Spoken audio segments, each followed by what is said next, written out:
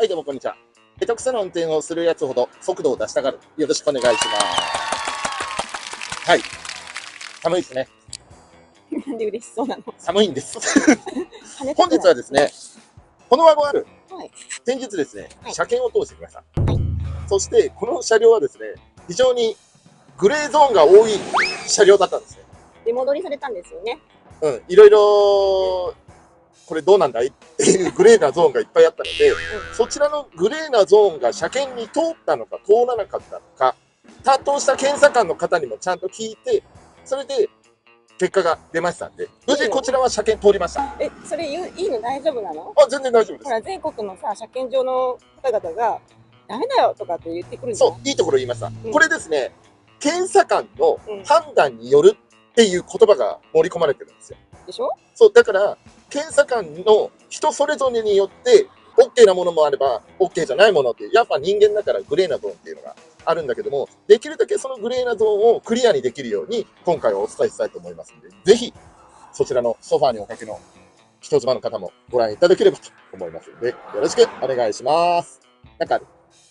で、何回チャレンジしてきたの？3回。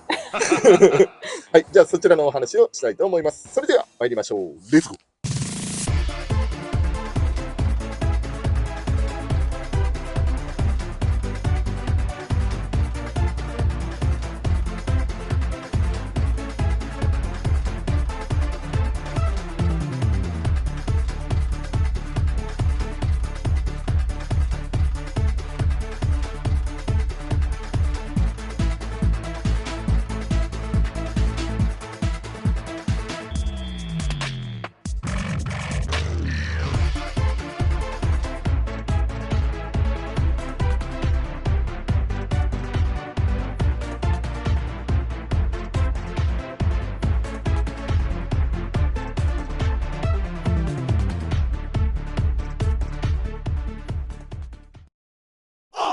はい、ということで、まずはですね、第1点目は、アクセルシャフトです。こちらは、まず、現場に行きましょう。アクセルシャフトって何だろう？アクセルシャフト。アクセルシャフトってほら、車高を落とすために、車高を落とすとか、キャンバーを切るとか、そういうために、ほら、ここのバーあったじゃないですか。足回りのバー。棒？そう。あれを交換してたじゃないですか。それなんだけど、これのまず第一弾、車検では、基本的には NG。合法にするにはどうすればいいのかっていうと、まず、強度申請を取らなきゃいけない。強さ測るやつ？そう、強度申請っていうのをしなきゃいけないのと、販売されてるアクセルシャフトに強度申請書っていうのが別売りで売ってたりするけど、3万とか4万とか、高いところで5万とかするところがある。そう、なので、私がやろうとしたのは、この車両自体の強度申請を取ろうとしたんだ。ただし、残念ながら、この車両、ABS がついてるんです。ABS がついてるってことは、ABS のセンサーが、このアクセルシャフトまで届いてる。届いてたね。そう、あったでしょ。磁石がついてる。うん。あれを取り除かなきゃいけないんですよ。完璧に。除菌すればいいの？そういう問題じゃない。違うの？そう。だからブレーキの配管とか、その配線なんかも全部撤去しなきゃいけない状態だったんで、今回は車両の強度申請を取ってアクセルを公認にするのはやめました。はい。そして一旦ノーマルに戻しました。はい。そしてまたさらに車検を終えてからまた可変式のアクセルシャフトに交換しました。そうだよね。はい。なんか私すごい違和感覚えたんだよね。もう最近何度も足回りで洗ってたんです。なんかね、はい、昨日と今日が違うっていうのが乗り心地違ったでしょ。乗り心地じゃないの。何？ ABS ランプがついてた。ああ、そう。ABS ランプがついてるっていうのは、アクセルシャフトを交換してセンサーを取り除いてるから。そう、それだから、ランプがまたついてる。ついてて、あれと思って。違法な方法でランプを消しちゃうっていうのもありかもしれないんだけども、そもそもそうなっちゃうと ABS のセンサーがついてるから、これ何なのってなっちゃうから、それはダメとなってますので、それでやらないでください。なので、一応今は可変式のアクセルシャフトが通っているというような形になっています。それで今回は車検をパスします。ようやったね。しんどかったね。はい。ただ、アクセルシャフトを入れてると、やはり、大きいホイール破壊した時とか、太いホイール破壊した時なんかに、キャンバーつけたりとかで、タイヤを中に、フェンダーの中に収められたりとか、あとは、タイヤの位置がこうなってたの、ここの位置になってつくから、必然的にフェンダーとの距離が近くなるでしょ。埋め込んじゃうの？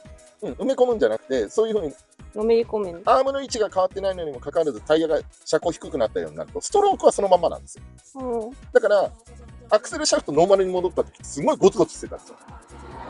よくわかんないけど、なんか底付きがすごいんです。片言は言ってた。でしょ。だからそれが底付きです。はい。そう、それなんだけど、アクセルシャフトを可変式能に交換することによって、車高をそんなに落とさなくても、車高が下がったような、アームで、アクセルシャフトで車高が下がったような感じになるので、それなんでストロークは落ちてないんですよ。そうすると乗り心地っていうのをちゃんと確保できるので、そのためにマーブラーは入れておりますので、一応今は可変のアクセルシャフトに交換してます。これが第1点でした。車検クリアするためにそこをまずやり替えたと。そうですね。だから本来であれば、強度申請取らなきゃいけないんだけども、今回は一番簡単な方法でシンプルに一旦ノーマルに戻して、あくまで純正のアクセルシャフトを元に加工してあるやつなんで、その加工した部分が強度が大丈夫なのかっていうのが心配だということで、公認を取らなきゃいけないっていうのがあるんで、そこは自己責任でやるかやらないかはお決めください。ということで、第1弾はアクセルシャフトでした。続いて参りましょう。続いて2点目なんですけども、2点目はフィルムです。フィルムは、これ、この動画を見ていただければ分かる通り、この車はシャインゴーストを貼ってあるんですよ。で、このシャインゴーストを貼ってあるんですけど、シャインゴーストってまさにカーフィルムの中ではグレーなんですよ。車検に通るのか通らないかのグレーゾーンで。これ、今貼ってあるってことは車検はガラスごと交換した。いや、違います。違います。そこまで、億劫なことはしません。これですね、もちろん車検レーンに行って、そのままパスじゃなくて、ちゃんと、今の車検場って必ず、PT50 っていうのと PT500 っていう決められた機械で測定するっていうのがあるんですよ。その機械で測定しました。透過率を測るんですか？そうです。透過率を測る機械なんですけども、軽自動車検査協会で測ったんですけども、一応ですね、流れとしては、透過類のチェックをして、レーンを通って、その後ですね、その後に検査をしました。そして、透過率はドアを外して、なんかオスメスがあって。ドア外さんよね。ドアを、ナイスツッコミ。ドアを開けて、オスメスがあって、なんかね、こっち側とこっち側でパコってつけて、それで透過率を測る機械をやりました。今でもいいこと言ったね。何かドアごと交換すればよかったじゃん。いえ、しないです。めんどくさいんで。配線も取ってるから結構大変なんですよ。でもいいよ。それで、一応どこを測ったかというと、ただ単にここ1箇所だけじゃないんですよ。ここの大きい窓左右と、ここのちっちゃい窓、三角窓の左右と合計4箇所測りました。それで、こうやって測って、このマーブラの車両、ギリギリ 70% です。これ透過率が 70% 以上じゃないとダメなんですよ。70% 以上じゃないといけないのにもかかわらず、ギリギリ 70% です。じゃあ通らなかったら永遠車検をループするの？その場で剥がす。剥がすの？剥がしちゃえば OK ですと言われました。剥ぐの嫌だって言ったら？剥ぐの嫌だって言ったら？それならもう車検 NG です。通るまで永遠。もうガラスを透過率 70% 以上にしてきてくださいとしか言われないです。なるほど。検査官の人たちは基本的にはその場で整備とかそういうのは一切しないので。だから、その時に、70% 未満になっちゃってたら、70% 以上じゃないと車検取らないんで、69.9% 以下になっちゃったりとかしちゃったら、その場で剥がすか、しないとダメです。もう潔く。ただ、検査官の方はおっしゃいました。これ、この場で70じゃなかったらどうするんですかって聞いたら、その場で剥がしていただければ大丈夫ですよっていうのをおっしゃってますので、一応それで、マーブラのはギリギリ4箇所測って、70% ジャスト。いうことです。一発目で70ジャストで、あとは70ちょっと上だったらしいんですけども、一応それを言ったら、あと1年ぐらいしたらもう透過率厳しいかもしれないですねって言われました。なんかね、ワゴン R ってピュアガラスって言って、UV カットとか入ってないガラスなので、もう素ガラスなんですよ。言うなれば。素ガラスだから 70% 維持できたみたいな。なんだけども、ハイグレードの車だと UV カットガラスとかいろいろあるんじゃないですか。あるね。あれとかでそのフィルムを貼っちゃうと、特にサイドは厳しいんですって。フロントの方が比較的通りやすいんだって。フロントはノーマルっていうか。フロントは大きいから、コスト削減で UV カットとかってあんま入れないから。サイドの方が入れやすいから、それだからサイドの方が通りづらいんだって。だけどギリギリ通りましたよ、今回は。だから、来年あたり厳しいかもしれないですねって検査官の方に言われたんで、来年にはまあ剥がすような感じになるのかなっていう感じですね。はい。ほう。はい。通りすがりの誰かがいてます。ご近所のご近所さん。ちなみになんですけど、はい、俺も測ってもらった方がいいんじゃないの？僕のこれ透過率ですか？俺自身は。僕、心はもう 100% 透過率あります。真っ黒ですよね。あ、まあ、見る人が見ればそうかもしれない。ゼロだよね。はい。まあ、そんな感じで、無事、シャインゴーストは透過率が 70% 以上であれば通ります。後ろは測んないね。後ろはだって基本的に関係ない。後ろはもう黒かろうが、窓がなかろうが。後ろは板でも大丈夫です。いいんだ。はい。後ろの5面は板でも大丈夫です。そうなんだ。前です。要は運転するときに視認性が影響出るから。だから後ろがダメだったらトラックなんかダメじゃん。荷台で隠れちゃうんですよ。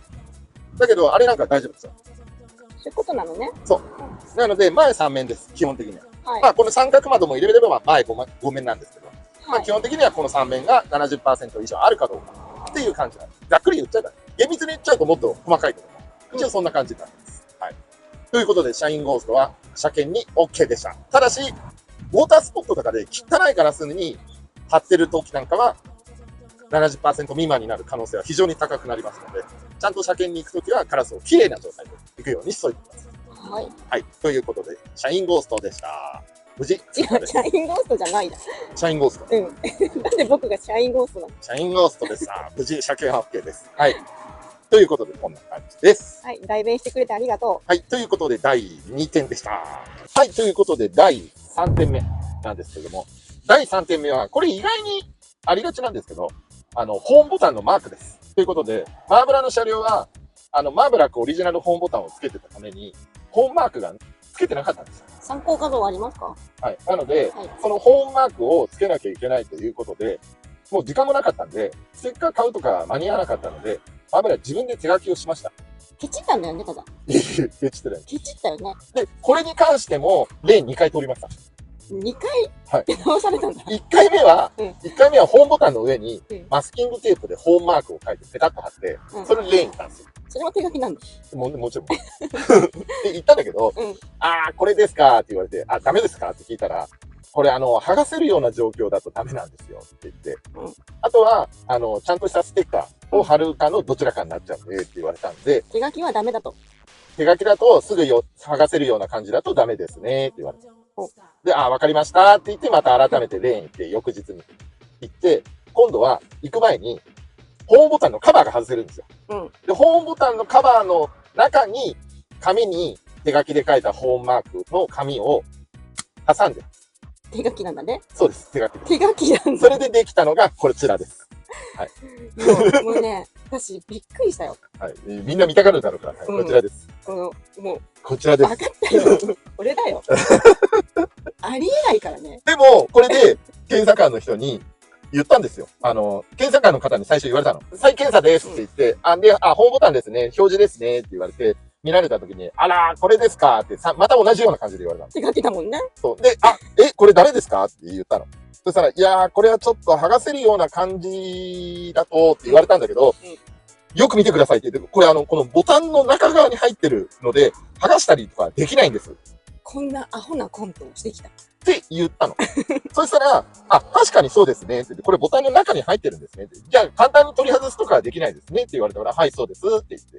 そしたら、じゃあ、いっかということで、はい、無事通りました。だからこれでもうバッチリです。はい。これで一応車検通るようにしましたんで、もし、急遽で作るときは、手書きで、通るは通るけども、すぐに剥がせるような状態だとダメらしいので、ここは十分気をつけてください。重要なことを言いますよ。はい。今まで手書きの人いました？いや、これね、意外にいます。いますか？います。ホームボタンって結構忘れがちになっちゃうんですよ。車外のホームボタンに切り替えてたりとかすると。昔のやつって書いてないやつとかもあったんで、今のはもう大体書いてありますけど、昔は書いてないのとかあったんで、結構手書きとかあったんですよ。なので、こういうのを忘れないようにしていただければな。あとは、マニュアル車なんかだったら、ギアのシフトパターンなんかも、あれも書いてないとダメだ。書いてないとダメだよね。そう。だからあれもテープなんかで貼ってるだけだと、おそらくホームボタンと同様でダメだと思いますので。そうなんだ。おそらくダメだと思いますので、そこも気をつけてください。はい。ということで、第3点目は、ホームボタンでした。で、ちょっと、はい。コンセプトってなんだっけ？コンセプトはスタイリッシュ。そして黒。そして、かっこよく。これはかわいい。絵心。絵心、美術は前から3だよ、10段階で。もうさ、はいもうね、アル中で。アル中じゃねえよ。もうプルプル震えとんよ、こそんれ。なことないよ。心が乱れすぎ。ピツって言うんですよ。はい。まあ、ということでね、まあ、ホームボタンもくれぐれもお気をつけください。ということで、続いて参りましょう。レッツゴー。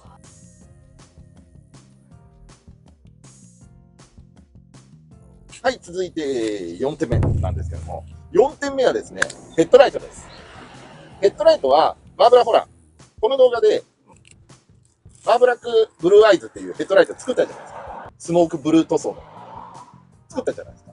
はい。それなんですけども、なんと、車検、ブブーになってしまいました。はい。なんでかっていうと、理由はですね、まず、色味。色味は、これ大体ね、1000ケルビンから1500ケルビンぐらいプラスされちゃうんだけど、色味は問題ありませんでした。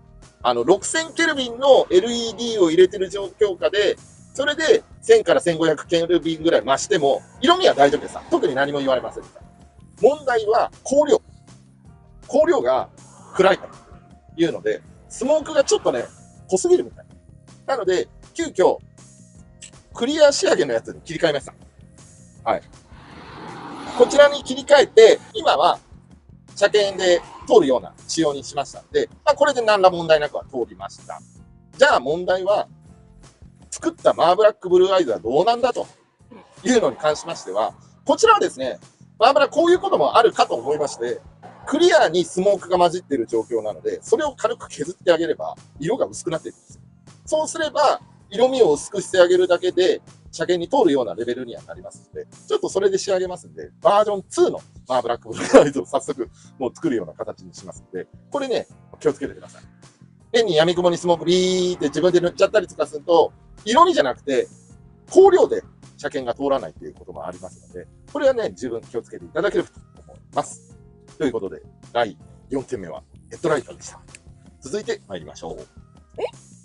ヘッドライト終わり。ヘッドライトだってもう一個あったでしょ。交換してから。何がライト交換して行ったら、テントだった。ああ、それはただ単に配線つなぎ忘れてた。俺が悪いのか。それは言わねえんだ。言わない。ずる。まあでもこの映像使いますけどね。3回行ったくち。3回行きました。3回行って、2回目でライトがアウトで。テントで。1回目からもうヘッドライトはダメだった。光量が足りないと。あ、じゃあ、2回目でライトは交換していったんだ。そう。そしたら、配線をつなぎ忘れてて、左側のヘッドライトがついてませんよって言われて、それで、なんだよって思って。ちょっと待って。確認作業した？した。したけどついてなかった。ざるやん。ざる。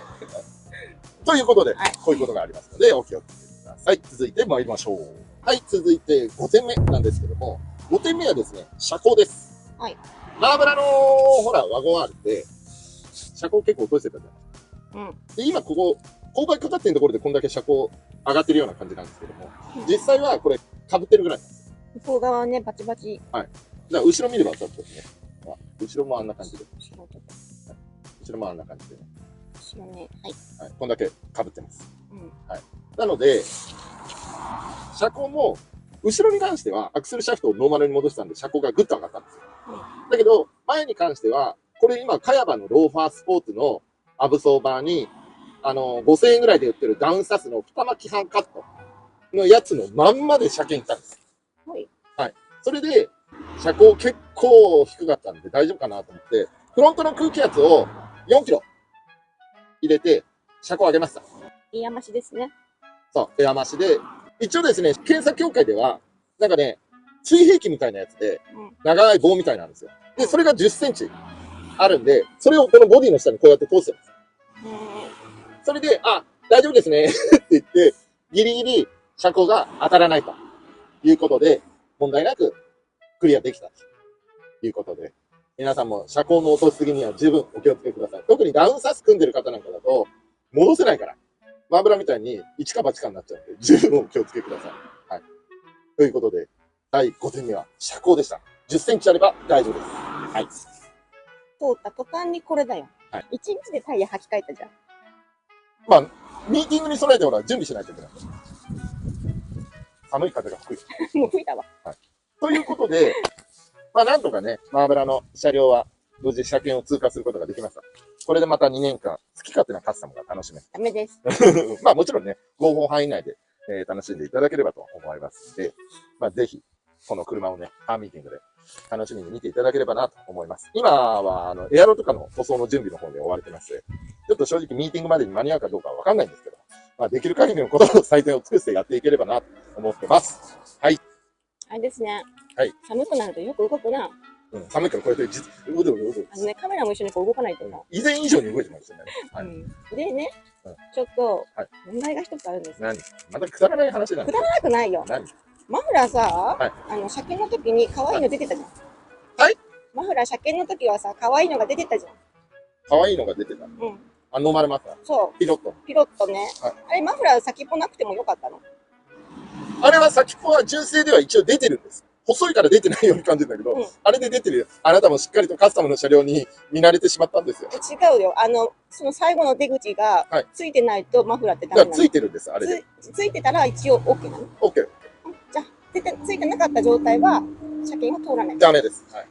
ちゃんと、車内の出口まで、マフラーの出口がないとダメなんです。車内のところだと、一酸化炭素が車内に引き込まれちゃうんで、一酸化炭素中毒で、車内でね、倒れちゃったりとか出てきちゃいますんで、それでダメとなってますので、まあ基本的には出口は外に向いてるっていうような感じにならない。出ることが条件なんです。そうです。なるほど。もうマフラーは早速車外のマフラーに交換しましたけど、即買います。ということで、十分お気をつけていただければと思います。なんかある？あるよ、いっぱい。すごいところが。そんなことない。一日これもネットだと何の問題なく車検取ってる。一日であれもこれもそれもやってる。大変だった。だろうな。本当大変だった。でももう、今日何日 ?4 日でしょ？ 3日。3日か。今日3日でしょ？